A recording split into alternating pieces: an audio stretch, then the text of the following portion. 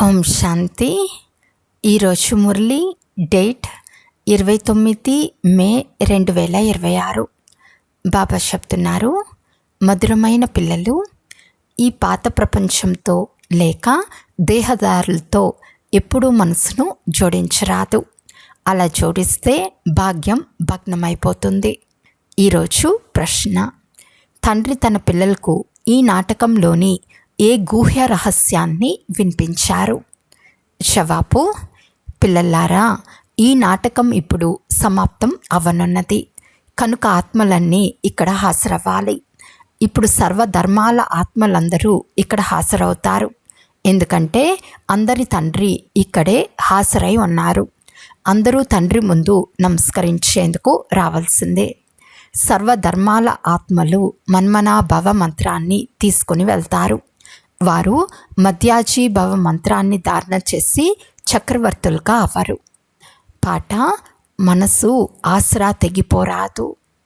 ఓం శాంతి. అన్ని సేవా కేంద్రాల పిల్లలు పాట విన్నారు. ఈరోజు మీరు వింటున్నారు. మిగిలిన పిల్లలు 2-4 రోజుల తర్వాత వింటారు. ఒకవేళ పాత ప్రపంచం పాత శరీరంపై మనసును ఉంచుకుంటే భాగ్యాన్ని పోగొట్టుకుంటారు. ఎందుకంటే ఈ శరీరం ఈ పాత ప్రపంచానికి సంబంధించింది. ఒకవేళ దేహాభిమానులుగా అయితే తయారవుతున్న ఈ భాగ్యం భగ్నమైపోతుంది.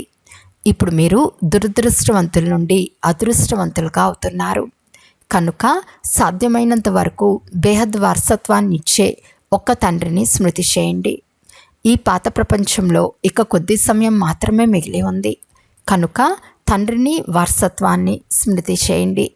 ఈ కొద్ది సమయంలో మీరు పురుషార్థం చేసి సర్వగుణ సంపన్నులుగా తప్పకుండా అవ్వాలి. పవిత్రంగా ఉండేవారు కూడా చాలామంది ఉన్నారు. కొందరు క్షణక్షణం పడిపోతూ ఉంటారు. బాబా చెప్తారు, మీరు తండ్రితో పాటు సర్వీస్లో సహయోగులుగా అవ్వాలి. ఇది చాలా పెద్ద సేవ. పూర్తి ప్రపంచాన్ని పతితం నుండి పావనంగా చేయాలి. అందరూ తండ్రికి సహయోగులుగా అవుతారని కాదు. ఎవరైతే క్రిందటి కల్పంలో సహాయం చేశారో, బ్రాహ్మణ కులభూషణులైన బీకేలుగా అయ్యారో వారే బుద్ధివంతులుగా సహయోగులుగా అవుతారు. ప్రజాపిత బ్రహ్మ పేరు మహిమ చేపడింది. బ్రహ్మ సంతానాన్ని తప్పకుండా బీకేలనే అంటారు. ఒకప్పుడు వారు ఇక్కడ ఉండి వెళ్ళిపోయారు. ఆదిదేవుడు ఆదిదేవీలను కూడా స్మృతి చేస్తారు.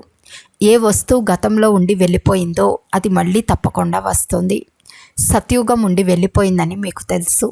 అందులో ఆది సనాతన దేవీ దేవతల రాజ్యం ఉండేది. అది ఇప్పుడు లేదు. పవిత్ర ప్రవృత్తి మార్గం వారైన దేవీ దేవతలు రాజ్యపాలన చేసేవారు. వారిప్పుడు 84 జన్మల అంతిమంలో ఉన్నారు. ఇప్పుడు వారు పవిత్రులుగానూ లేరు. ఆ రాజ్యము లేదు. పతితులుగా ఉన్నారు. మళ్ళీ పావనంగా చేసేందుకు తండ్రి వచ్చి పతితులతో బుద్ధి యోగాన్ని జోడించండి. ఒక్క తండ్రినే స్మృతి చేయమని చెప్తున్నారు. మనం తండ్రి సలహాలను అనుసరిస్తూ వారి నుండి వారసత్వాన్ని తీసుకుంటున్నామని మీకు తెలుసు. వారసత్వాన్ని ఎలా పొందాలో ఆ యుక్తి కూడా తెలియజేస్తారు. మనుషులు అనేక రకాలైన యుక్తులు రచిస్తారు. కొందరు విజ్ఞాన గర్వితులుగా ఉంటే మరికొందరు డాక్టర్లమనే అహంకారంలో ఉన్నారు. మనుషుల గుండె పాడైతే మరొక ప్లాస్టిక్ గుండె తయారు చేసి వేయగలమని రాస్తారు. సహజమైన దాన్ని తొలగించి కృత్రిమమైన దానితో నడిపిస్తూ ఉంటారు. ఇది కూడా ఎంత గొప్ప నైపుణ్యం! ఇది అల్పకాల సుఖం కొరకే మాత్రమే. రేపు మరణించినట్లయితే శరీరమే సమాప్తమైపోతుంది. ప్రాప్తి ఏమీ లభించదు. అల్పకాలానికి ఏదో కొంత లభిస్తోంది. సైన్స్ ద్వారా చాలా అద్భుతాలు చేసి చూపిస్తారు. అది కూడా అల్పకాలానికి. కానీ ఇది పూర్తి భిన్నమైనది. పావన ఆత్మ 84 జన్మలు తీసుకుంటూ ఇప్పుడు పతితమైపోయింది. ఆ పతిత ఆత్మను మళ్ళీ పావనంగా చేయు కర్తవ్యం తండ్రిదే. వారికి తప్ప మరెవరికి సాధ్యం కాదు. ఇది ఆ ఒక్కరి మహిమయే. సర్వుల పతిత పావనుడు, సర్వుల సద్గతి దాత, సర్వులపై దయాదృష్టిని ఉంచే సర్వోదయ లీడర్ వారే. మనుషులు తమను తాము సర్వోదయ లీడర్ అని చెప్పుకుంటారు. ఇప్పుడు సర్వులు అనగా అందులో అందరూ వచ్చేస్తారు. సర్వులపై దయచూపే వారిని ఒక్క తండ్రికి మాత్రమే మహిమ ఉంది. వారినే దయాహృదయులు, ఆనంద సాగర్లు అని అంటారు. మిగిలిన మనుషులు సర్వులపై ఏం దయ చూపించగలరు? తమను పైననే దయ చూపుకోలేనప్పుడు ఇతరులపై ఏం చూపగలరు? వారు అల్పకాలానికి దయ చూపించగలరు. ఎంత గొప్ప గొప్ప పేర్లు పెట్టుకున్నారు. ఇప్పుడు తండ్రి చెప్తారు, సదా ఆరోగ్యవంతులుగా, సదా ఐశ్వర్యవంతులుగా అయ్యేందుకు మీకు చాలా సహజమైన యుక్తిని తెలియజేస్తాను. యుక్తి చాలా సాధారణమైనది. కేవలం నన్ను స్మృతి చేయండి, ఎందుకంటే మీరు నన్ను మర్చిపోయారు. సత్యుగంలో మీరు సుఖంగా ఉంటారు కనుక నన్ను స్మృతి చేయరు. మీ 84 జన్మల చరిత్ర భూగోళాలను మీకు తెలిపించాను. మీరు ఎలా రాజ్యం చేసేవారంటే సదా సుఖంగా ఉండేవారు. తర్వాత రోజు రోజుకు క్రిందకు దిగుతూ తమో ప్రధానంగా దుఃఖితులుగా పతితులుగా అయిపోయారు. ఇప్పుడు తండ్రి మళ్ళీ కల్పకృతం వలె పిల్లలైన మీకు వారసత్వాన్ని ఇస్తున్నారు. ఎవరు కల్పకల్పంలో వచ్చి వారసత్వాన్ని తీసుకుంటారో, శ్రీమతానుసారంగా నడుస్తారో వారే వస్తారు. శ్రీమతము అనగా బాప్దాదా మతము. వారు లేకుండా శ్రీమతం ఎక్కడి నుండి లభిస్తుంది? ఈ నైపుణ్యం ఎవరిలోనైనా ఉందా అని మీరు ఆలోచించండి. ఎవరిలోనూ లేదు. ఎవరినైనా విశ్వాధికారులుగా చేసేందుకు యుక్తులు కూడా తండ్రి తెలియజేస్తారు. ఇది తప్ప వేరే ఉపాయం లేదని చెప్తారు. పతిత పావనులైన తండ్రి వచ్చి ఉన్నత పదవిని పొందేందుకు జ్ఞానాన్ని ఇస్తారు. కేవలం సృష్టి చక్రాన్ని తెలుసుకోవటం వలన మీరు పవిత్రులుగా అవ్వలేరు. నన్ను స్మృతి చేయండి. ఈ యోగాగ్ని ద్వారా పాపాలతో నిండిన మీ కుండ సమాప్తమైపోతుందని తండ్రి చెప్తున్నారు. తండ్రి చెప్తారు, మీరే 84 జన్మలు తీసుకుంటూ చాలా పతితులుగా అయిపోయారు. ఈ రోజుల్లో స్వయాన్ని శివోహం తతత్వం అని కూడా చెప్పుకుంటారు. లేక మీరు పరమాత్మని రూపానికి లేక ఆత్మనే పరమాత్మ అని అంటారు. ఇప్పుడు తండ్రి వచ్చారు. శివబాబా స్మృతిని ఇప్పించవలసి ఉంటుందని మీకు తెలుసు. సర్వుల సద్గతి దాత ఒక్క పరంపిత పరమాత్మయే. శివుని మందిరాలు వేరుగా నిర్మింపబడ్డాయి. శంకరుని రూపమే వేరు. ప్రదర్శనలలో కూడా రాయవలసి ఉంటుంది. శివుడు నిరాకారులు, శంకరుడు ఆకారి. కృష్ణుడేమో సాకారంలో ఉన్నాడు. జతలో రాధను చూపించటం సరిగ్గా ఉంది. దీనివల్ల మీరే మళ్ళీ లక్ష్మీనారాయణులుగా అవుతారని నిరూపించబడుతుంది. కృష్ణుడు ద్వాపర యుగంలో గీతను వినిపించుటకు రానేరాడు. పతితులు కలియుగాంతంలో ఉంటారు, సత్యుగంలో పావనలో ఉంటారు. కనుక భగవంతుడు తప్పకుండా సంగం యుగంలోనే వస్తారు. ఇది తండ్రికి మాత్రమే తెలుసు. వారే త్రికాలదర్శులు. కృష్ణుణ్ణి త్రికాలదర్శి అని అనరు. అతను 3 కాలాల జ్ఞానాన్ని వినిపించలేడు. అతనికి సృష్టి ఆది మధ్యాంతాల జ్ఞానమే లేదు. అతడు ఒక చిన్న బాలుడు. దైవీ రాకుమారి కుమారుల కాలేజీలో చదివేందుకు వెళ్తారు. మొదట ఇక్కడ కూడా రాకుమారీల కాలేజీ ఉండేది. ఇప్పుడు అన్నీ కలిసిపోయాయి. కృష్ణుడు రాకుమారుడు, ఇంకా మరికొందరు రాకుమార కుమారీలు కూడా ఉంటారు. కలిసి చదువుకుంటారు. అక్కడ ఉండేదే నిర్వికార ప్రపంచం. ఒక్క శివబాబాయే సర్వుల సద్గతి దాత. మనుషులు సర్వుల సద్గతి దాతలుగా అవ్వలేరు. తండ్రి వచ్చి సర్వులకు ముక్తి జీవన్ముక్తులను ఇస్తారు. దేవతల రాజ్యంలో వేరే ధర్మం ఏదీ లేదని అర్థం చేయించడం జరుగుతుంది. ఇతర ధర్మాల వారు అర్థంలో వచ్చారు కనుక సత్యుగంలో వారు ఎలా ఉండగలరు? వారు నివృత్తి మార్గంలోని హఠయోగులు. వారు రాజయోగాన్ని అర్థం చేసుకోలేరు. ఈ రాజయోగం ప్రవృత్తి మార్గం వారి కొరకు. భారతదేశం పవిత్ర ప్రవృత్తి మార్గంగా ఉండేది. ఇప్పుడు కలియుగంలో పతిత ప్రవృత్తి మార్గంగా అయిపోయింది. భగవాను వాచ, నన్నొక్కరినే స్మృతి చేయండి. పాత ప్రపంచంతో దేహ సంబంధికులతో మనసును జోడించినట్లయితే భాగ్యం చెదిరిపోతుంది. అనేక మంది భాగ్యం భగ్నమైపోతుంది. ఏదైనా అకర్తవ్యం చేసి ఉంటే చివరిలో అదంతా మీ ముందుకు వస్తుంది, సాక్షాత్కారం అవుతుంది. చాలామంది పిల్లలు చాలా దాచిపెడతారు. ఈ జన్మలో చేసిన పాపకర్మలు తండ్రికి వినిపించటం వలన సగం శిక్ష తగ్గిపోతుంది. కానీ సిగ్గు వల్ల వినిపించరు. మురికి పనులు చాలా చేస్తారు. బుద్ధిలో జ్ఞాపకం ఉంటుంది. తెలియచేయటం వలన ముక్తులవుతారు. వీరు అవినాశి సర్జన్. సిగ్గు వల్ల అనారోగ్యాన్ని సర్జన్కు తెలియచేయకుంటే దాని నుండి ఎలా ముక్తులు కావగలరు? ఏదైనా వికర్మ చేసినప్పుడు తెలియచేయటం వలన అర్థం క్షమింపబడుతుంది. తెలియచేయకుంటే అది వృద్ధి చెందుతూ ఉంటుంది. ఇంకా ఎక్కువగా చిక్కుకుపోతారు. తర్వాత అదృష్టం సమాప్తమై దురదృష్టం వచ్చేస్తుంది. తండ్రి చెప్తారు, దేహంతో కూడా సంబంధాన్ని ఉంచుకోకండి. సదా నన్నొక్కరినే స్మృతి చేస్తూ ఉండండి. అప్పుడు ఏ చెడు పని జరగదు. వీరు ధర్మరాజు కూడా. వీరి నుండి కూడా దాచిపెడుతూ ఉంటే తర్వాత మీలాంటి శిక్ష ఇంకెవరికి లభించదు. సమయం ఎంత సమీపానికి వస్తుందో అంత అందరికీ సాక్షాత్కారాలు జరుగుతూ ఉంటాయి. ఇప్పుడు ఇది అందరి అంతిమ సమయం. అందరూ పతితులుగా ఉన్నారు. పాపాలకు శిక్ష తప్పకుండా లభిస్తుంది. ఎలా ఒక్క సెకండ్లో జీవన్ముక్తి లభిస్తుందో అలా ఒక్క సెకండ్లో శిక్షల అనుభూతి ఎలా ఉంటుంది అంటే ఎంతో కాలం నుండి శిక్షణలు అనుభవిస్తూ ఉన్నట్లుగా అనిపిస్తుంది. ఇది చాలా సూక్ష్మమైన మిషనరీ. అందరికీ అంతిమ సమయం శిక్షలు తప్పకుండా అనుభవించాలి. తర్వాత ఆత్మలందరూ పవిత్రంగా అయి వెళ్తారు. తండ్రియే వచ్చి పతిత ఆత్మలను పావనంగా చేస్తారు. తండ్రికి తప్ప వేరెవ్వరికీ ఆ శక్తి లేదు. 63 జన్మలు పాపం చేస్తూ చేస్తూ ఇప్పుడు మీ పాప బండారం నిండిపోయింది. మాయా గ్రహణం అందరికీ పట్టింది. మీకు పెద్ద గ్రహణం పట్టింది. మీరు సర్వగుణ సంపన్నులుగా ఉండేవారు. తర్వాత గ్రహణం మీకే పట్టింది.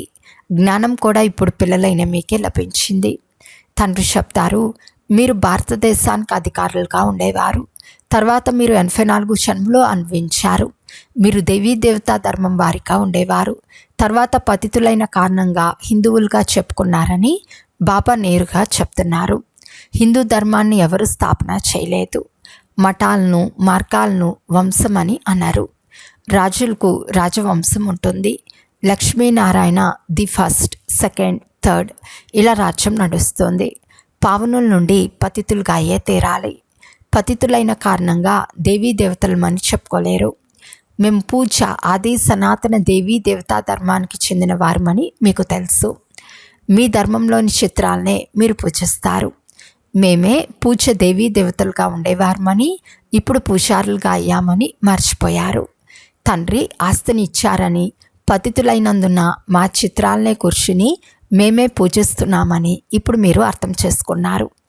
మీరే పూజ్యులు, మీరే పూజారులు. ఇలా భారతీయులను తప్ప వేరెవరిని అనరు. బాబా కూడా భారతదేశంలోనే వచ్చి మళ్ళీ దేవతలుగా తయారు చేసేందుకు జ్ఞానాన్ని ఇస్తారు. మిగిలిన వారంతా అన్ని లెక్కాచారాలను ముగించుకుని తిరిగి ఇంటికి వెళ్ళిపోతారు. ఆత్మలందరూ ఓ గాడ్ ఫాదర్ అని తండ్రిని పిలుస్తూ ఉంటారు. ఇది కూడా అర్థం చేసుకోవాల్సిన విషయం. ఈ సమయంలో మీకు 3 తండ్రులు ఉన్నారు. ఒకరు శివబాబా, రెండో వారు లౌకిక తండ్రి, మూడో వారు అలౌకిక తండ్రి ప్రజాపిత బ్రహ్మ. మిగిలిన వారందరికీ 20 తండ్రులు ఉన్నారు, లౌకికము మరియు పారలౌకికము. సత్యుగంలో కేవలం ఒకే లౌకిక తండ్రి ఉంటారు.